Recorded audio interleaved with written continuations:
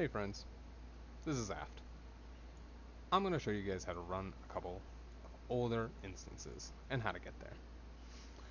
As Horde, we're going to start with the first big instance, Molten Core. We're going to start in Orgrimmar. We're going to go through the Twilight Highlands portal. This may or may not be active for you depending on your progression into the Cataclysm expansion. I believe it is access for everybody at max level.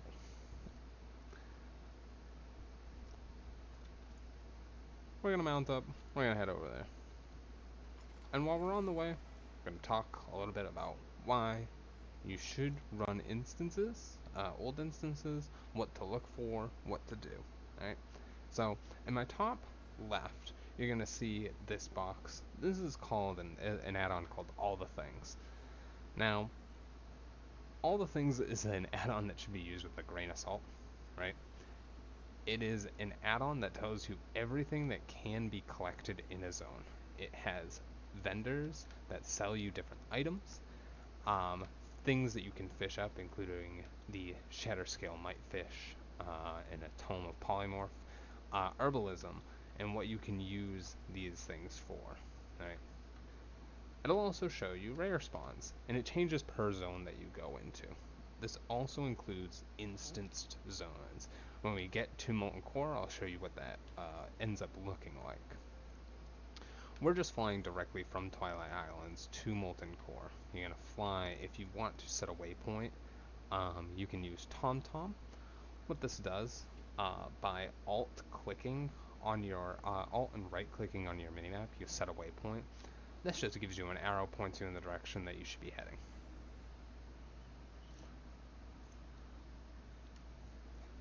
When doing these kind of raids, you can do them one of two ways. You can either do them on the class that you like the most, like what I do. I use a Paladin. Or you can choose the fastest class that you have. For some of the older ones, a lot of what we're going to see is a lot of one-shotting bosses and killing them instantly. So we're not going to see too much resistance, and I could probably bring a lower level or lower geared tune into these raids and won't have much issue. But, ran into a wall. As you can see are all the things. It's just down to pet battles. That is an instanced pet battle thing. Now, when you are in the Blackrock Mountain, what you're going to do is you're going to be heading for the instance of Molten Core. If you go down and you fall down into this area, don't fall. You're going to be looking for a chain that leads to a room that has an NPC in it. You're looking for this guy, Lothus Riftwalker. He normally gives a quest that says like attunement to Molten Core. That attunement isn't needed anymore, and you can just ask him to teleport you directly to the instance. And now that we're here, we can slowly kill our way through here. Now, let's say you only need something off of Ragnaros. The one thing about Molten Core is you do need to kill almost everything in order to get to that last boss. Most of this instance is pretty straightforward. We're heading directly to, we're going to head over here to the Magmadar Den, Magmadar Caverns first.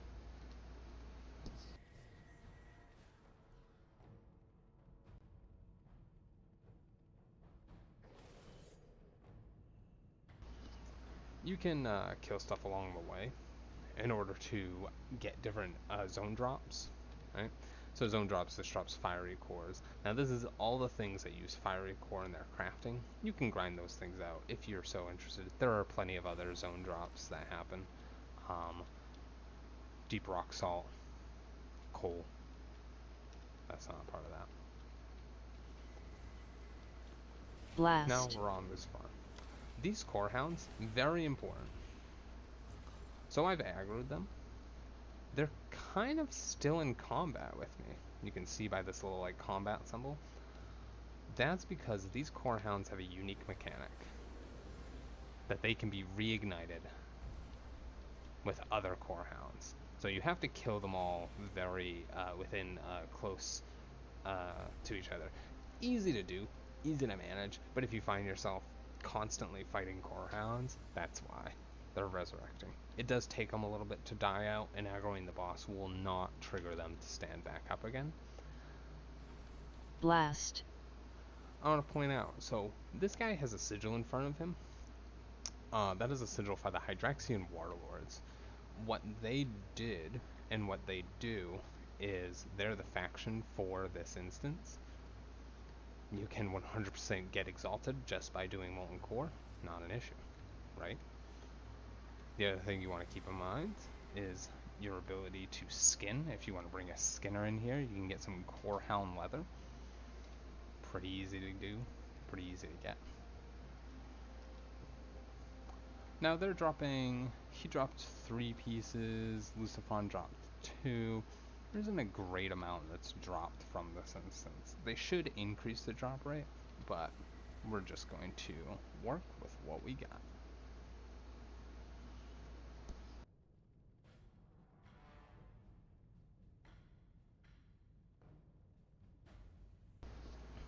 What I mean by a fast character, this is a big sprawling instances. There's a lot going on in some of these instances, and it's hard to get from place to place. I can't mount up at all, I can't do anything. If I had something like a demon hunter or maybe a feral druid, I could be cruising through this easily.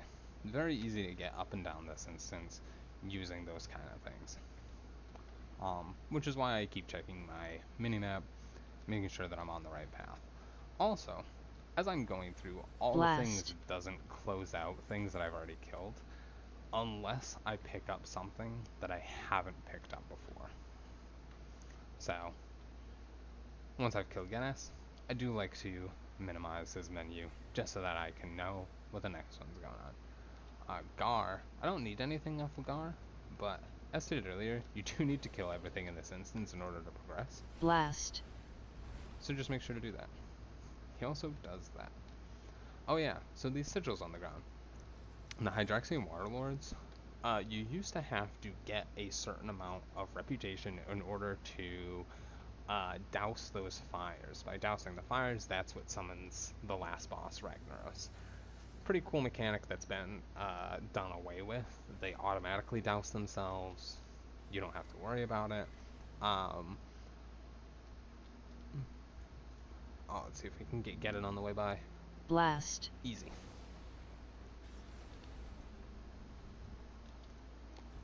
Now the purpose of this series is going to be more to show you how to do these dungeons, how to navigate your way through them, how to navigate to them. Some people might not know where they are or what to expect from them.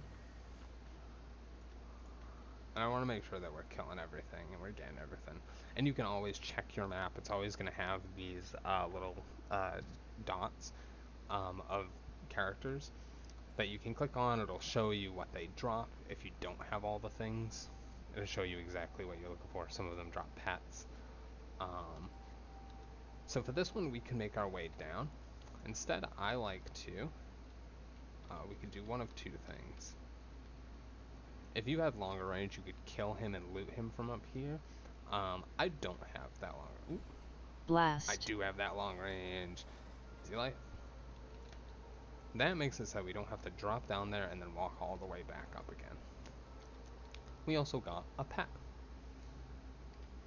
If you happen to already know this pet, like I do, you can always learn it. Go into your pets, click put in cage, and now you can sell that on the auction house. Most pets sell decently enough, and with enough time and care, Blast. you can sell them too. Another pet that we already have. Same thing. Put it in a cage. I mind a little bit for these dark iron deposits at the beginning, and you can do that too if you're interested in crafting anything with dark iron. Let's see if I can find it. So dark iron can be used for dark iron bars, which are using a decent amount of blacksmithing and at least one or at least a couple engineering recipes.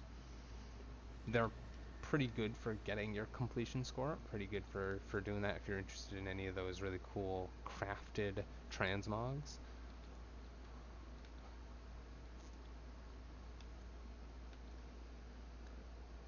Now that we've killed just about everything, you really have to make sure after you kill Golgar, you gotta make sure you go under and you get that Sulfuron Harbinger. If you don't, then you won't be able to do anything with Major Domo. And Blast. Major Domo is needed to do this. As you'll see, by killing this, he just keeps healing himself up. Eventually, he goes over here, tells you can loot his box, and then I'll meet you at the place where you summon Ragnaros. He does not actually die. If for whatever reason he's, stuck where he's, at 0 life and he's not moving, give him time. He'll get himself out of it.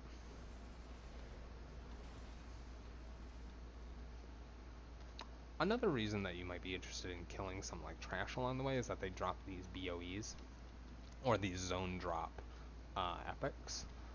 That one actually is not BOE, but a zone drop epic, just in case you're interested in any transmog. And all the things will tell you, it'll put it in the zone drop category. And it's like, oh yeah, everything drops now. I don't know why that is up there when there's reagents. There's a reagent section right here. As we go through, so when we hover over things, you can see that it says crafted item, leatherworking, armor, right? But in all the things, it'll put a thing right next to it that says, hey, this is blacksmithing that you can use, that Paladin can use. Over here, these are all tailoring because of the symbol that's next to it.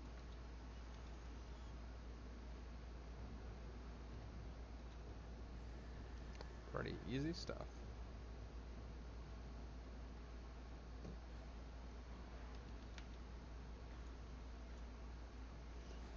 Watch out for these surgers. Sometimes you'll aggro them, and then they'll bop you backwards. After this, now this is a spiral pattern that leads into it. What we're going to do is we're going to cut right through. If you have some way to bypass this with some sort of movement, feel free to do so. Make sure that it is not ground-based movement, so like Paladin Horse and Sprint doesn't affect it. Lava isn't considered water, so you can't water walk over it, which kind of sucks. There's a couple of text options that you gotta click through in order for him to summon him. But once he does start, he sits there and he casts a spell. It does take a little bit for Ragnaros to actually wake up. And then he hits up with that famous line.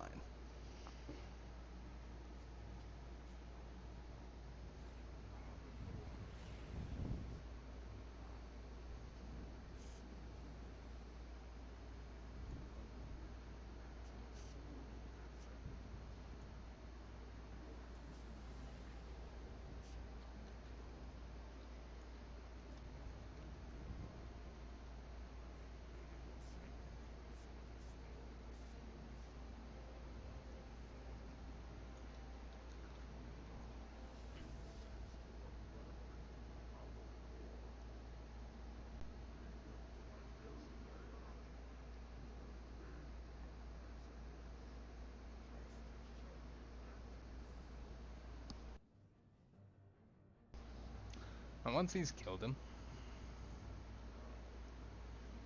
we wait a little bit. He has a little bit more dialogue. You kill him instantly. Nice and easy. Once that's gone, you get a couple of blue BOEs, maybe some Essence of Fire. Well, once you're done with Molten Core.